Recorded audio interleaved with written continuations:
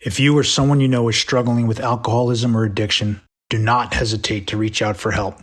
You can find numerous free resources on our website, thebeginagainpodcast.com, and there are tons of resources and support networks available online, in person, or just a phone call away.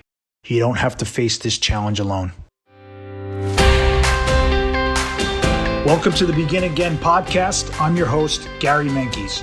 On the Begin Again podcast, we delve into the inspiring journeys of individuals who have overcome alcoholism and addiction and emerged as true trailblazers in entrepreneurship, business, sports, and beyond.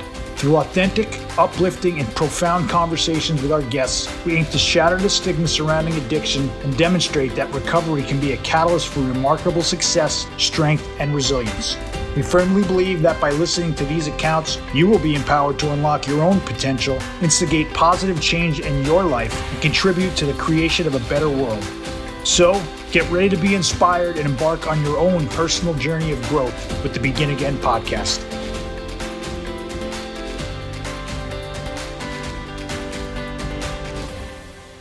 Welcome back to the Begin Again podcast. I'm your host, Gary Menkes, and today it is my pleasure to welcome an amazing guest, Moira Kucaba. As a struggling addict turned seven-figure CEO, Moira is here to show you that you can achieve anything you desire through the power of vision, manifestation, and a solid dose of action.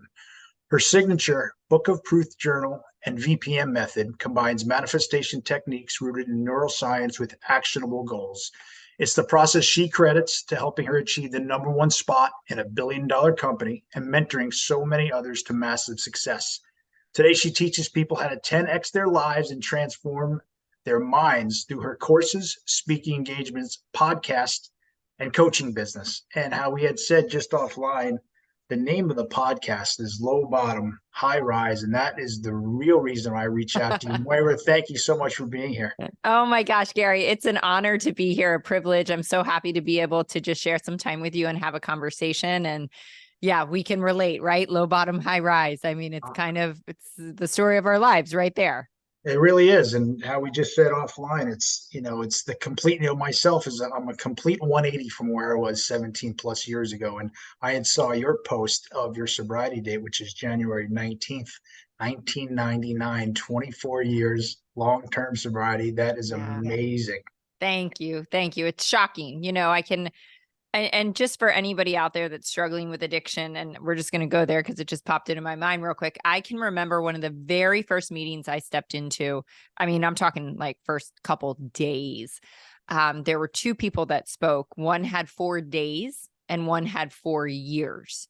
And I thought that the person that said they had 4 years was just a crock of, you know what? I mean, I was like, that is just not possible. Like, I mean, I really believed in that moment that there was no way that was possible. That person was totally lying, but the person with 4 days gave me hope for life.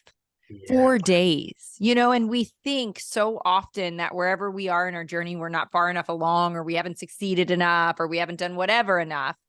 And it's like, if someone with 4 days of sobriety could be my seed of hope for a new life, we all have so much more potential than we think we do.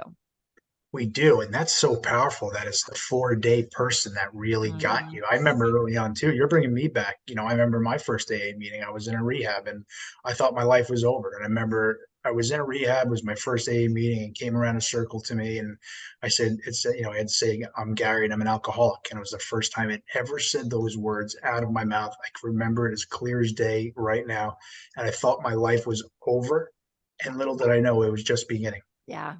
Yeah. I had that same experience. I was 21, and I was living in Southern California of all places, like it's kind of party, like beautiful Cali, all the things. I was 21.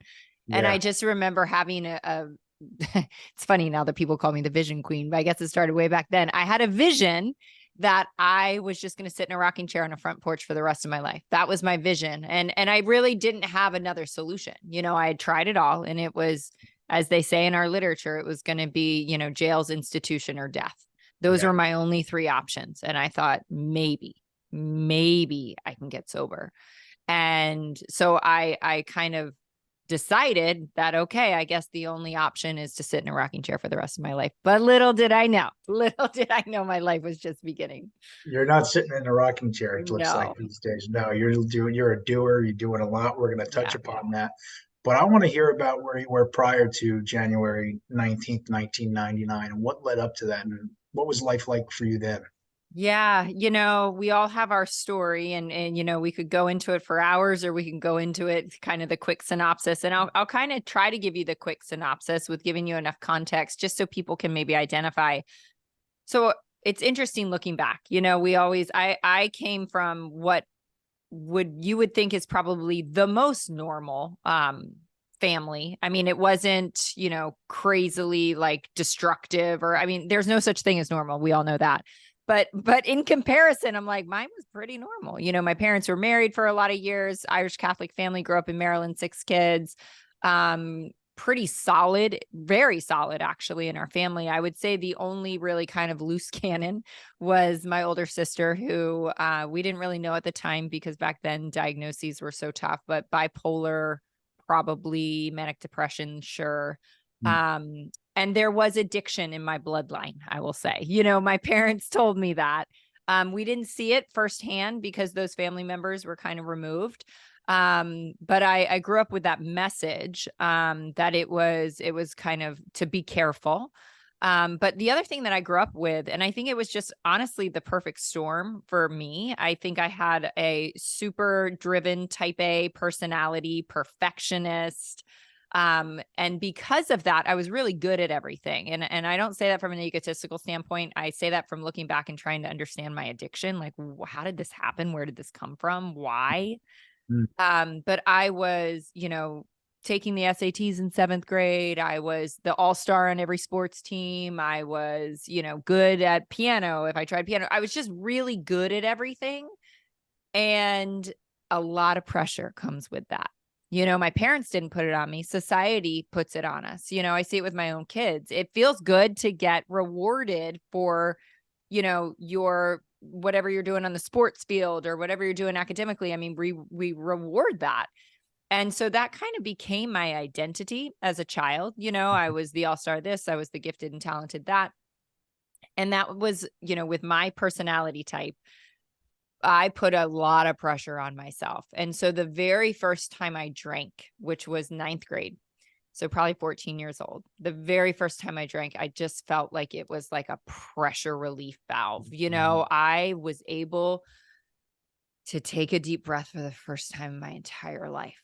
Very self-imposed. And I sought that again and again and again and again and again, like, Pavlov's dog, because it was just, I needed it. And back then, I don't think anybody was talking about coping mechanisms or, breathing techniques, or, 14-year-olds aren't probably meditating.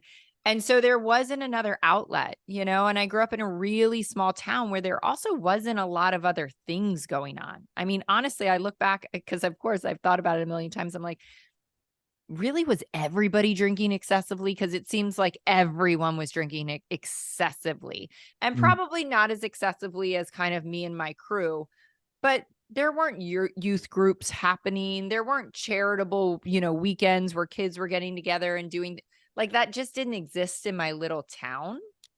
And so, I think the physical addiction of alcohol and the mental obsession took over pretty quickly. And it does for women. It takes over a little bit more quickly compared to men.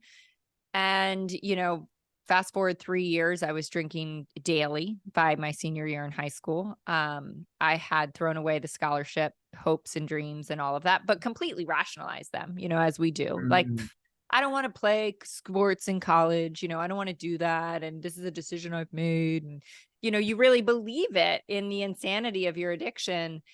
And then my freshman, sophomore year of college, it got to the point where it was just truly 24/7, consumption of mainly alcohol. It was always my drug of choice. I had to drink in order to function at that point. I had to wake up and drink in order to calm shaking hands and to even be able to speak. Like, doesn't that sound crazy? But like, I remember feeling like my mouth and my motor skills, like it couldn't form words without alcohol. at 19, 20 years old. Yeah. I remember going home to my parents' house one day for our big family something. It was some kind of family gathering. And my mom was a nurse practitioner. And I remember going into a bedroom and finding her medical textbooks and flipping to alcoholism and seeing, the stages of alcoholism and seeing that I fit into late stage alcoholism at that point. It's amazing. Yeah. So there were some wake up calls, but this disease doesn't really care. Yeah. It is cunning, baffling, powerful beyond measure. There is nothing. I mean, I have more willpower than anyone, I think. It's like I am so driven, and it doesn't matter how much willpower you have. It doesn't matter how much money you have. It doesn't matter the kind of family you come from. It possesses your soul, Mhm. and it's a living hell that, and this is really hard to say, but it's the truth, even almost 25 years sober. And I used to say this when my kids were smaller, when you're driving toddlers around. I used to say, if I drank today, I 100% know that I would drink and drive with my children in the back seat. Mm, That's what alcoholism does to somebody, not just like me, but that's what it does to alcoholics. It doesn't yeah. matter if it's Moira Kucaba, who people think are better than that. I'm not better than that. I'm not better than my addiction. My addiction will supersede everything, you know? Oh yeah. I mean, that's so important. You say so many things there. It really is. And for those that aren't in our seats more, like that's what they don't understand. They can't put their finger on. Like it really is a soul sickness. And Yeah. it's such a battle. I remember I heard this in a room and it was fairly recently. And it said, he said, I was in a battle every single day and I didn't even know it. And like he said that and like this light bulb went on. And like the point where that was just so me. I was just Yeah. fighting everything. I would be on a train into work at 5 a.m. and I was praying that the train would break down in the tunnel so I can just sleep there all day. And that's if I made it to work. And you're right. It's such a soul sickness and, it lowers our standards every single day without even knowing it. And like you said, we can justify it. Next thing you know, we're a shell of what we thought we could be, and you touch upon too the Irish Catholic. My mom's one of 10. She has 7 brothers, 2 sisters, and I'm the first grandchild on her side. And it's like Wow. I'm really proud of that. And so all my uncles, like from early on, they were like, watch that guy, like watch him, like he's got it for sure. And I made them all proud, I guess, in a sick way, and they were all right. I got in a lot of trouble though. I got in a lot more trouble than those guys did, and I got in trouble early, 16 years old. It's funny. I had first time I went to that rehab I had mentioned, I was 26 years old, and last time I had a drink, I was 31. And now that seems so young. And I'm listening Yeah. to you, 21, to have that self-awareness and to open up that book, that medical book, and to see at 21 years old you are late stage alcoholism. I mean, that must have been shocking. I can't believe you actually did it, because I can see that book and be like, I'm not look, I don't want to know. But here's the crazy thing about alcoholism. You have that moment, right? That is just god awful. Like that moment of realizing your late stage alcoholism is the same feeling of when you come to after you've wrecked a car, or you come to and you've been arrested, or you come to, it's like the same horrid moment, right? And the only thing we can do in that moment is drink to numb the feelings. Like Amazing. there isn't a self-awareness of like, I should go to an AA meeting, I should seek help, I should talk to Right. someone. The only thing we know to do is to drink more, to just push those feelings that you cannot bear to feel. You just can't. You articulate it so well. You really do. Because I struggle with the articulation sometimes in some of the places I put it in. But what you're really describing is the bender. Like, because I went on so many of those, and I remember I was AWOL from my first real job. Like, I went on a bender Thursday, didn't show up Friday, didn't show up Monday, and like everything was crashing down on me. But like you said, only thing that can make me feel better at that time was to keep drinking, and alcohol. Me too. That's my drug of choice. That Yeah. was I was an alcoholic from the get-go. I found plenty of other stuff like cocaine allowed me just to drink more. Mm. I was big into, weed. That was just whatever, walking through life drunk and stoned for sure for a while. But, you're describing, I love how you articulate it because I struggle sometimes to really like articulate it. And you say cunning and baffling. I remember, the part in the book about the jaywalker and Yeah. my girlfriend, who is my wife now, my girlfriend at the time. I remember like I was struggling. I was in and out, right? And I had the big book and I got to the jaywalker and I showed her the jaywalker. I was like, hon, just read this because I would just baffle her, right? Like the jaywalker, for those that don't know, the guy jaywalks, he gets nipped by a car, he goes to the doctor, he's all right. The next, don't do that again. All right, next day he goes and gets hit by a truck, and then goes to the hospital. And he'll never do that again. And the next day he goes and gets hit by like a bus, and he's all Yeah. banged up. And that was me. Like it didn't make any sense at all to everyone around me, including myself. But I was just, when you're in it, you're in it. And Yeah. sometimes you can't even realize it. No, you can't. You can't. We were watching a documentary. It's like jogging my memory because I see all these sports things behind you. We were watching a documentary about, and I'm not going to name names or point out the documentary, but about this amazing football player, right? He gets called up to the pros, full blown addict. And he's like, hey, I think I'll go to Vegas real quick before the game this weekend. And it's so crazy how 25 years into sobriety, I can feel this literally physically in my body, that moment where he's like in the club or in the casino or whatever. And he all of a sudden kind of comes to and looks down at his watch and realizes that he can't catch his flight back to play in a professional NFL game. Yeah. And what is the action? What do you do in that moment? F it. Might as well keep partying, and you just stuff the shame and the embarrassment and the emotion, and you just keep going. And I'm like, I know I would choose the exact same thing. I know that can happen to me. I get it. Everyone's like, what in the world? How do you not know what time? I'm like, cause you completely lose track. I Yeah. get it. I get it on every level. And 25 years later, I still have drinking dreams. Like, how nuts is that? That's nuts. I haven't had one of those in a long time. Whew.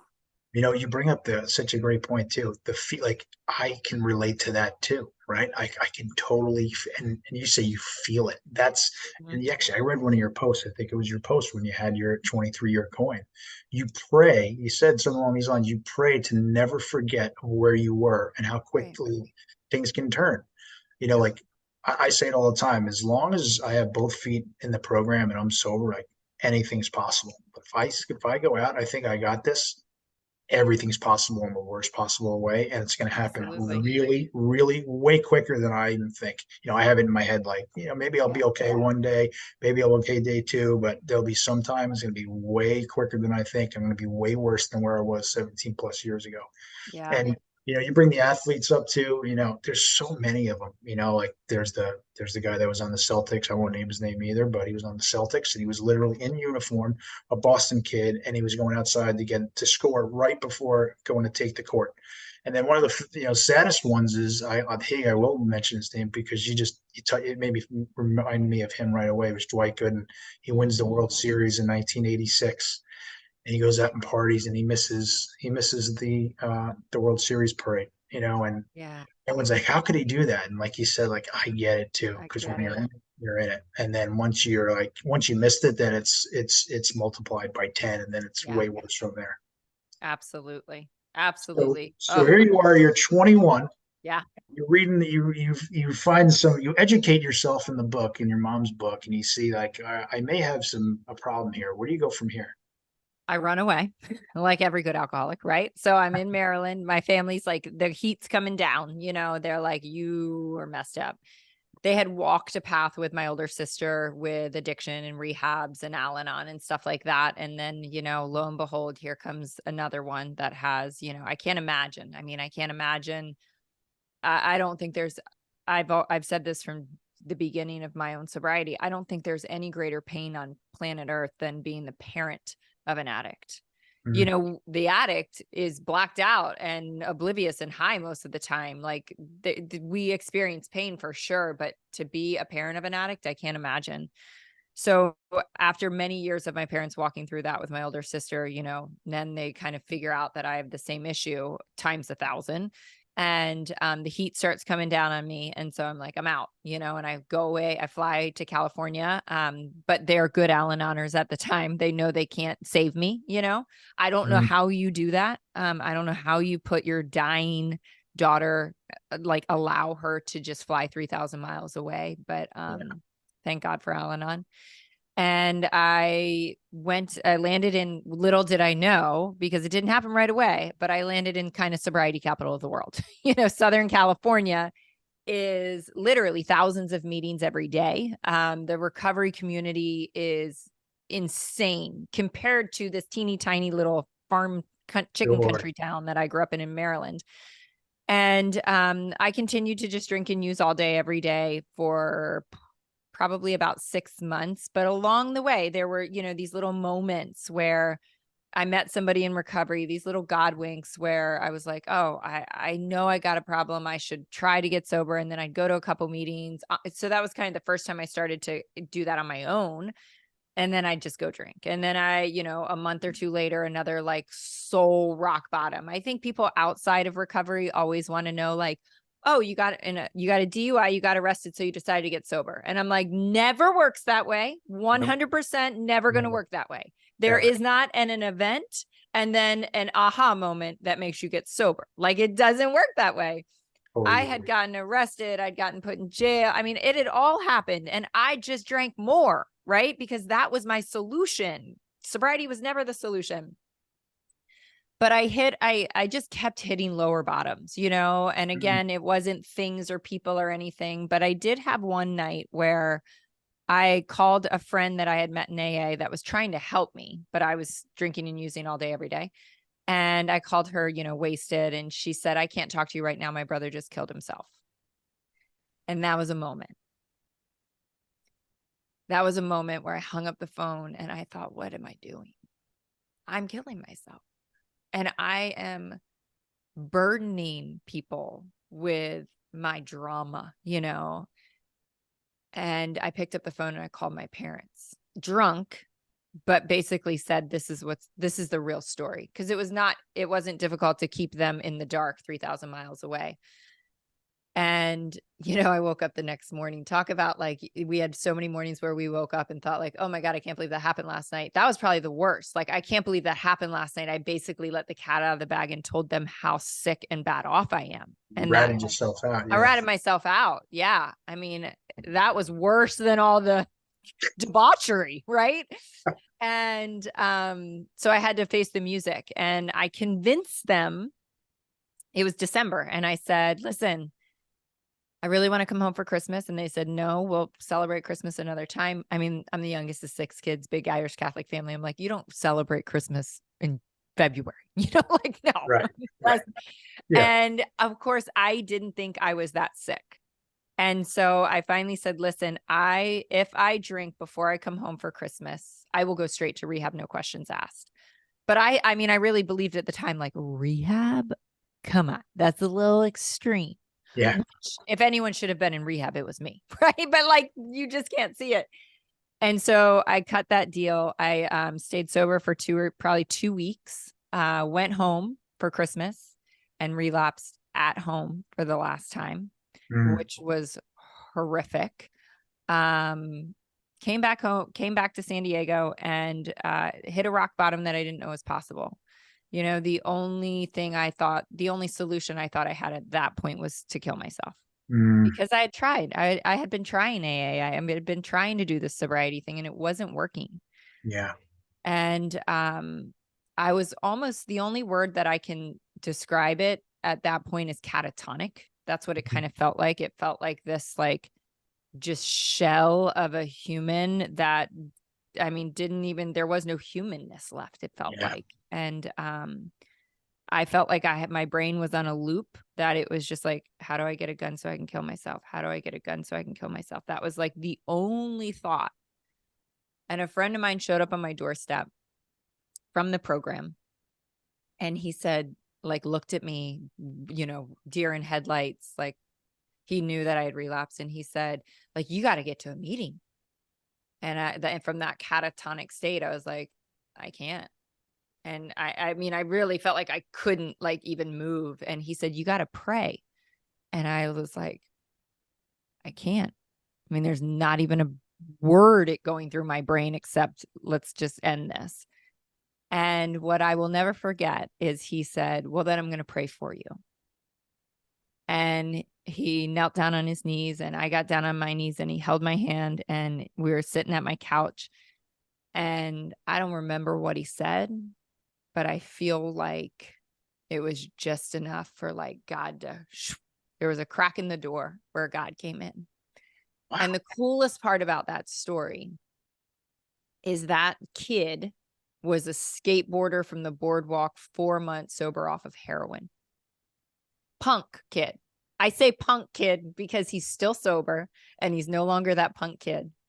And at 15 years of sobriety, when I was back to visit friends in San Diego, I walked into a meeting and I looked across the room and I thought I saw a ghost. And I grabbed my friend next to me, 15 years sober. And I said, what is that guy's name? And they said, him? Devin. That was Devin. Wow. That was that junkie kid, 4 months sober off heroin that saved my life. God, that is incredible. So Yeah. he sits down, you guys, he says this once. That's really, really incredible. It's beautiful. Thank you. It's beautiful for this 4-month-old skateboarder, Yeah. struggling off of heroin for 4 months to have guts and the wherewithal to say, I'm going to pray for you. And you pray and you feel something at that prayer. It's absolutely amazing. And so where do you go?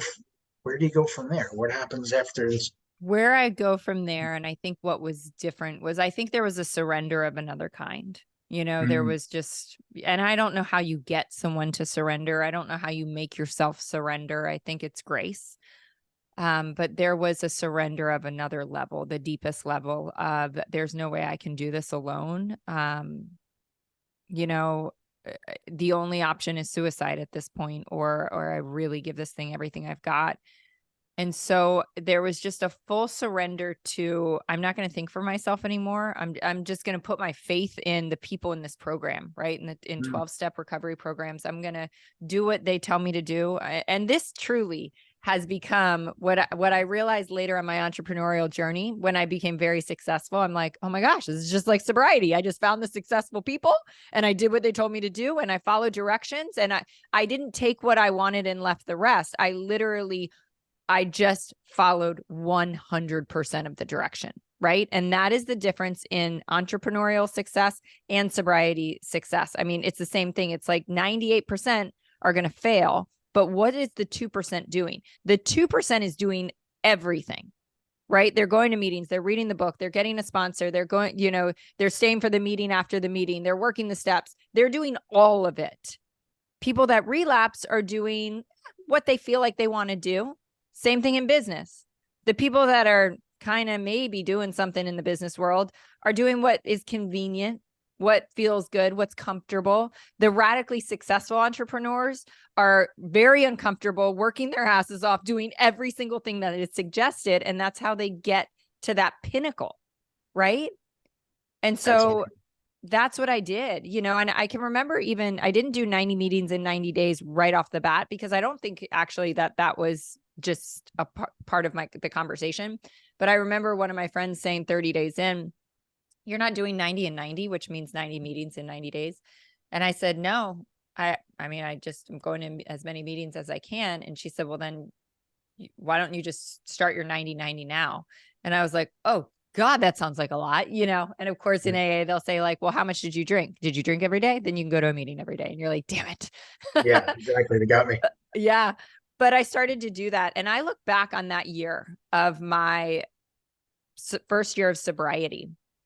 And I will tell you that, before I got sober, I will always say like I was drinking 24 hours a day. When I got sober, if I wasn't at work or asleep, I was in a meeting or with program people every waking hour of every single day for the first year. Now that may sound like weird, but these people become our family. They become our best friend. It's who we're going to the movies with. It's who we're going to a concert with. It's who we're going biking with and surfing with and out to dinner with. It just becomes our life. But I needed that. I would never have the sobriety I have today, or even necessarily be sober today, without the foundation that I built, meaning it was just the world that I lived in every day, all day, for those first several years. I can relate to so much of that. And I love that you say that what you put in is what you, excuse me, what you put in is what you're going to get out. Absolutely. And we went after our addiction and our alcoholism full force. I did, right? Full force, nonstop. And I was one of those guys in between, sitting, for 4 years in and out, sitting in the back of the meeting, not raising my hand, leaving early, checking the box. See, I went to a meeting, trying to figure it out on my own, stubborn as you can ever find. I'll do it my way. Yep. And it wasn't until I was given that gift of real surrender. You said deep surrender, which I love, that things turned. And it was the first time where, if a strange guy came up and said, "Here's my number, you need to call me tomorrow," Yeah. even though every instinct in my being is like, yeah, you don't know who you're talking to. I don't call guys, and I'm not whatever.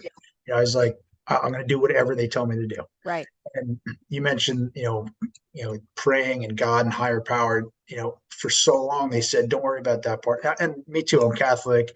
I never had, I always had kind of my own relationship with my God. I did, a lot of, a lot of what do you call it? Prayers, when foxhole prayers. I was one of those for sure. And they said, just listen, just make the meeting your higher power for a while. Yeah.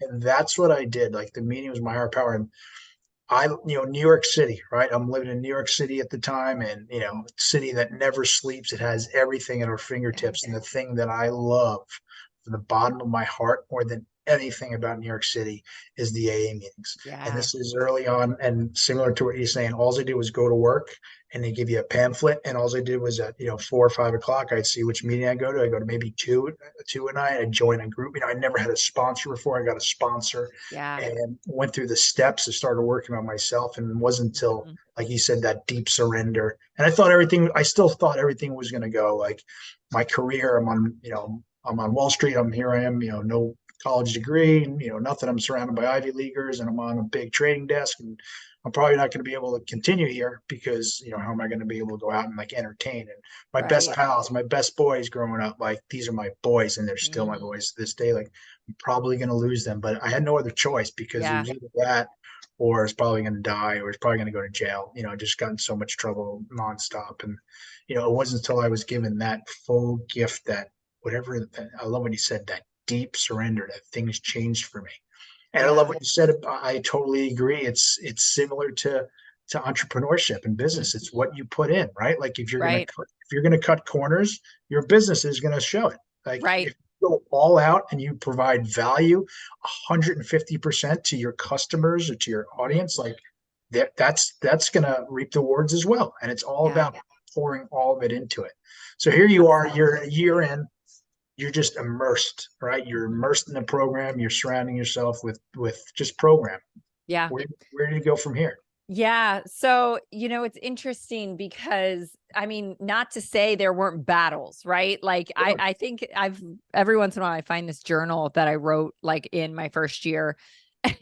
And it'll be like dated like September, let's say September 24th. And it'll be like, I never knew life could be this good. Da, da, da. And then like September 25th, I'm at rock bottom, like talk about a freaking roller coaster. It is not all rainbows and butterflies, No, it is a hard freaking road.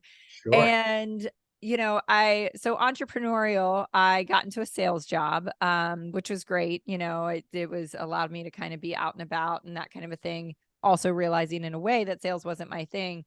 But what happened on that sales job, because I've had 3 really kind of mainstays of my business. I owned a Pilates and Wellness studio for 17 years. I owned a cold pressed juice company for a few years.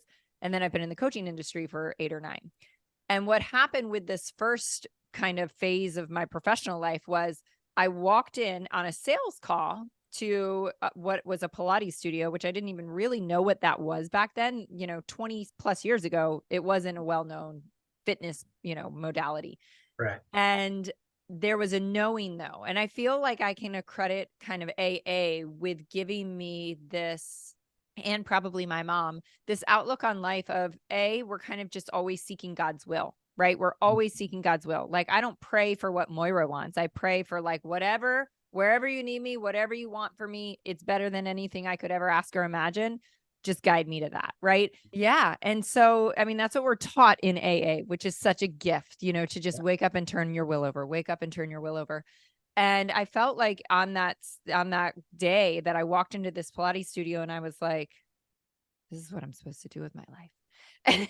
And so much so that I can get really excited. And I remember calling my brother that night, talking a million miles an hour. I'm probably 23 at this point. And he's like, shouldn't you take a class first? Like, what, slow the train, you know, Yeah. but I'm an addict, I was remember? gonna And say that's us. Yeah. when I lock on, it's like game on. I So get I'm it. like, but it's also literally listening. I always say, listen to the whisper, listen to the whisper, listen to the Mm, whisper. There is a difference between getting like just your brain, like, oh, that sounds like a great idea, and kind of going down a tangent with it. There is a difference between knowing, right? And I was like, I just know. And at the time, the way I rationalized it was I had dropped out of what was a med school path. I had thrown that away in my addiction. I'd always wanted to be a doctor. And so I was like, this makes sense. I can make a good amount of money. I can make my own schedule. And this is my key to getting back into school and being able to pay my way and be able to afford, you know, rent and all this stuff. And so it made sense. But mm, God doesn't always line things up so they make sense for us. You know, if I had been saying yes to this is going to be your career and, you know, for the next 17 years, I would have laughed at him and been like, yeah, no, thank you. I'm going to be a doctor, PhD, you know, Dr. Hines at the time, not a Pilates instructor. Like, let's be real. But that journey allowed me to figure out how to build a business, how to retain clients, how to sell, I mean, I was an entrepreneur at 23 years old, just kind of by default, but I had to figure it out. yeah. And I'm scrappy enough to also figure it out, you know? A couple years into that, I decided to move back east and open up my own studio.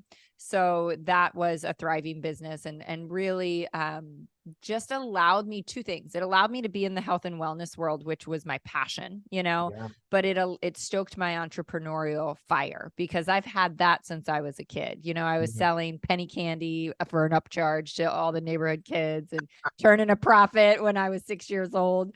So it's funny how, and I share that story because I think God guides us to things so beautifully, but we look at them so often and we go, no, that's not the package I think I'm supposed to, you know, pick up. That is not the path that I'm supposed to be on. Mm, I never would have gone down that path if it was up to me. Right. right.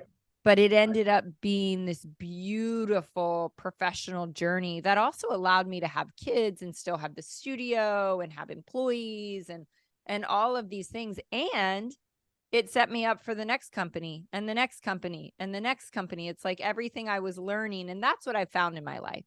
If you're waking up and truly turning your will over to God and you're following that path, it may not make any sense.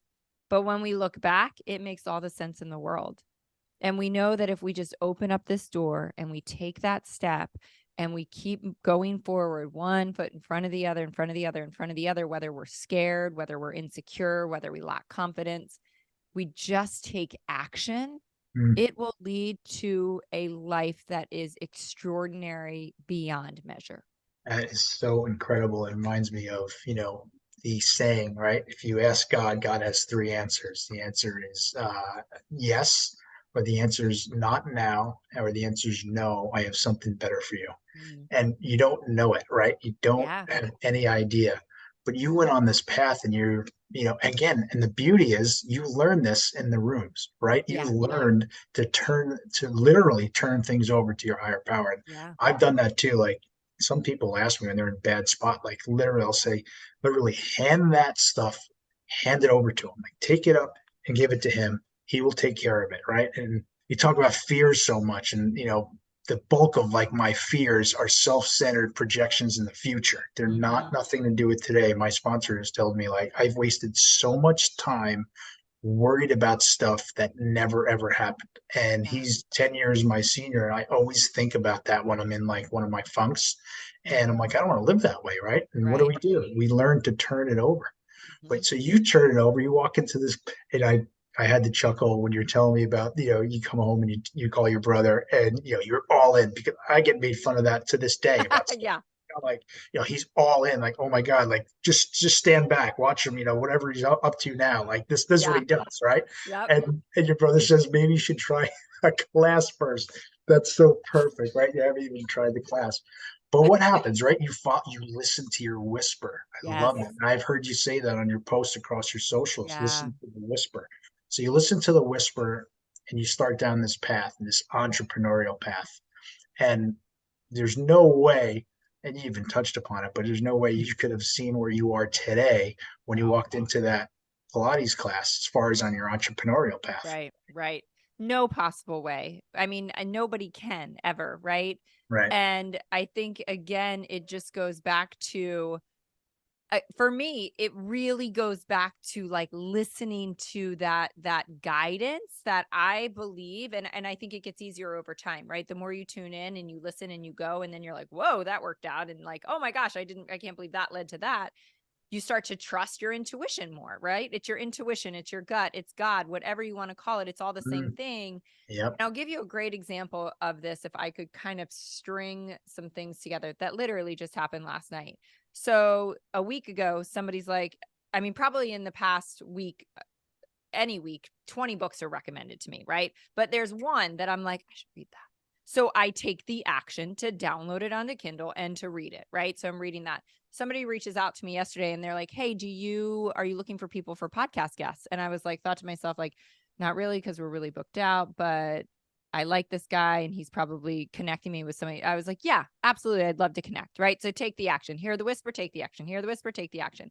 So we're texting back and forth last night. No joke, Gary. I am sitting in the chair in my living room and he sends me the name and I realize it's the author of the book that I am sitting there reading on my phone. I'm reading the book on my phone. The text message pops up on my phone. There were probably 25 things that had to come together for that synchronicity moment. And people are like, whoa. And I'm like, no. You can live in that type of flow and that type of magic every single day. Because think about the person that messaged me. We connected 6 months ago because I was on his podcast. What if I just said no that day because I was too busy and I was like, no, I can't be on the podcast? It's like there's a million dominoes, right? That affect every single thing. So when I say listen to the whisper, it's not just should I take this job or should I move to California or stay in New York or these giant things. It's literally, should I read this book? Should I go right or left? Should I do, everything. That is and when amazing. you can start to tap into that flow, that's the law of attraction. And when you kind of announced me coming on here and read some things, it's this beautiful blend that I tap into of, it's not only law of attraction and spirituality, because the law of attraction to me is spirituality, right? It's also based in the neuroscience of things, right? So it's like you're rewiring your brain as you're making these decisions. Yeah. And then you're also needing to take, like, let's get real. Let's like tap some high performance coaching. Like you got to take action. You got to have some goals. You got to reverse engineer it. You got to figure out what you got to do every day. So it's not rocket science. It's kind of understanding a few simple things and then living that way. That leads to this extraordinary life. Just like when we came into sobriety and we are at death's door, and then we're like, oh, there's these things called the 12 steps. And we kind of live in the 12 steps, right? We live in these principles and these philosophies in order to be completely set free from something that was going to kill us to total, beautiful freedom. You're blowing me away right now. You're right. We do. We live, I say a lot, live in 10 and 11, 12, right? Yeah. And we're in a place where in recovery, where, I'm 49 years old and I'm trying to get better every single day still. And that doesn't happen if I'm not sober. That Right. doesn't happen if I don't have my group of guys that I speak to all day. I'm in a chat with all day long. We're in the same Yeah. industry also. And like, that doesn't happen. We have a group now. It started during COVID. My sponsors said, listen, we need to like get on Zoom and start reading the big book. And that was, Yeah. I don't know, 3+ years ago. And now it's like nobody can miss a Monday night. We've read like so many different books now, some AA, Oh, some not AA, love just, that. but Moira, you live this and you teach this and you're super passionate about it, and you're obviously an amazing teacher at what you teach, because I want more. So where can we find you? Is it, I just ordered your book, by the way. So Yeah. your book's Thank on the you. way. Awesome. It's all in the book. Is that right? Am I off to a good start there? No, You honestly, is that a you good start? absolutely are off to a good start, because speaking to, the recovery world, and I just will be, this is my, opinion, but I think it's also my truth personally, is that we can get sober and still have a long way to go. Mm, And what I've discovered in the personal growth world is there's almost a recovery 2.0. The mm, physical sobriety and the 12-step work is awesome, and my foundation and what I still live and breathe today. And that's my recovery 1.0. And it's like, if you stick in sobriety long enough, you bump up against a whole lot of walls, right? That are uncomfortable and that are hard, and that you just you struggle, because the struggle doesn't go away just because we're sober. But what I teach really, I feel like allows, and I feel like it's been divinely given to me to teach, is it allows us to go to that 2.0 level, that next level of joy, that next level of connection, that next level of just living and not mm. just surviving, because I think we are all worthy of that and called to that, and that's what our creator wants for us. He doesn't want us to struggle. He doesn't want us to, just get through the days. He doesn't want us to trudge, even though we No. trudge. Well said. That's right. We do trudge the road, but I don't believe our creator wants us to trudge. I think he wants us to thrive. Totally agree. And I think that's such a beautiful message. I've said it, I just said how old I was, and I feel like I have more goals and more like hope for the future than I ever have. And Yeah. it dawned on me fairly recently. I'm like, Gary, it's because, because you changed your life, because you're sober. And I love what you said, like the physical sobriety, that's your 1.0. But life happens. And then we talk a lot about emotional sobriety. Emotional sobriety can be a big umbrella of things, I think, things that you're touching upon. But I believe it too. And those are the times I struggle that, when I'm in a bad spot, is like, there's more to this, right? There is more to this. And of course there is. There's more. And everyone has their own things, what they want to do or be. And some people are as, I don't know, driven. And I don't even know if that's the right word. I think each person obviously is different. But you're bringing up, and you're making me smile too when you're describing, the visualization or the manifestation in the universe, right? I I can't put a. I've had so many crazy ideas, entrepreneurial ideas in the past like 20 years, and I honestly can't put a real finger on this podcast.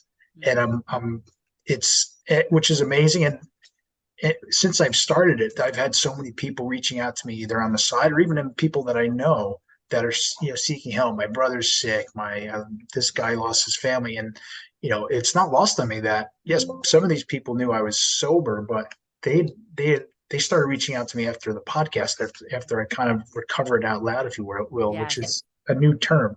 And so, you know, I don't want to say it's hard for me to say because it's not in private, but I know that there's a higher purpose and there's a higher power at work here. And so 100%. and Yes. 100%. And so I put this like mission statement together for it, and I can't even remember why. I don't know. It's just podcasting wasn't even on the radar. Like it wasn't even. I love podcasting. I like to learn. I'm always listening to stuff, but and so I put this mission statement together, and it was beautiful, right? And I sent it to my wife, and I was like, "Oh my god, what is she going to say now? I'm going to be podcasting." And she's called me right back. She's like, "All right, drop all the other stuff like right now and go all in on this because Uh, this is you. You're going to be great at it. Whatever. I don't mean I'm going to be great at it, but I this is love so that. you. Like, just drop everything." And here we are.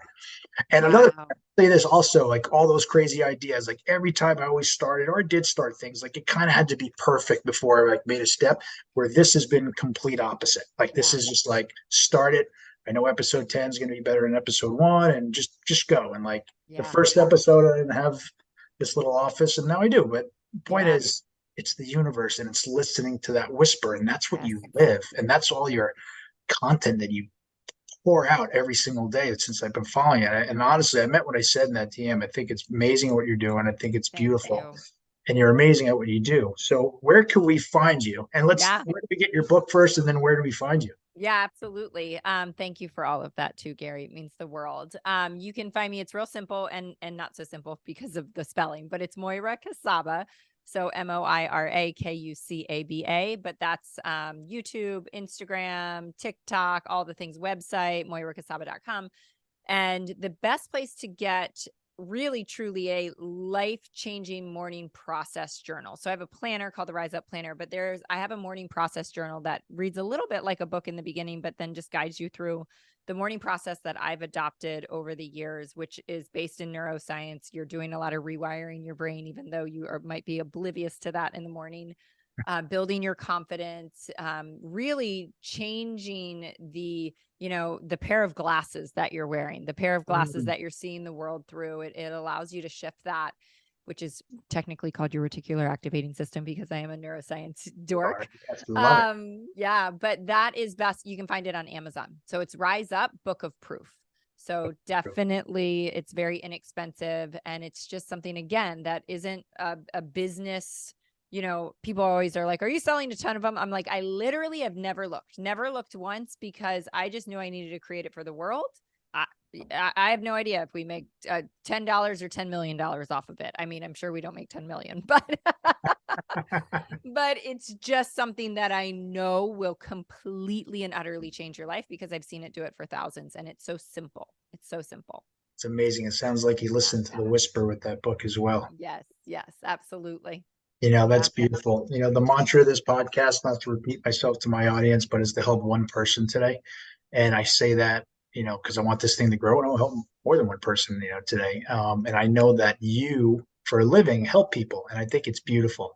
And I was going to say, I know you can find we'll put obviously all your links will be in the show notes when we come out.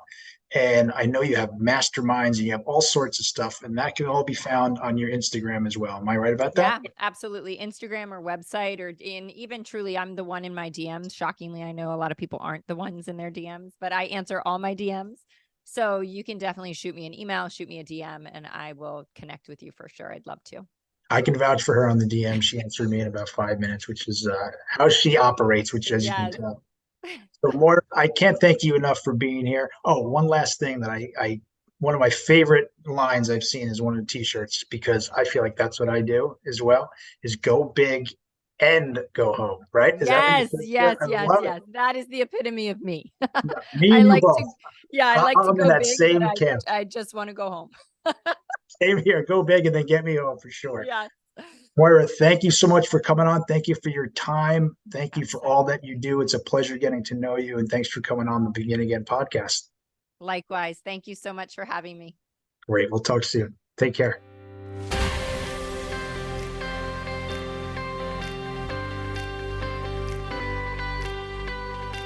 Thank you for tuning in to another powerful episode of the Begin Again podcast. We sincerely appreciate your time and support. We hope that today's conversation has ignited a spark within you, affirming that recovery is not only attainable, but can also be a wellspring of strength and resilience. Our ultimate goal is to make a difference in someone's life every single day. By sharing these stories of redemption, we strive to empower you and inspire you to unlock your fullest potential, facilitate positive transformations, and contribute to creating a better future for yourself, for your loved ones, and the world at large. If you know someone who could benefit from listening to our show, please share it with them. And if you resonate with our mission and feel compelled to do so, we would greatly appreciate your support through a 5-star review, following us on Instagram, and subscribing to our YouTube channel, The Begin Again Podcast. The more positive reviews we receive and the wider our message spreads, the greater our collective ability to help others realize that change is possible in their own lives. Thank you once again for being a part of our community. May you be blessed on your own journey of personal growth and transformation.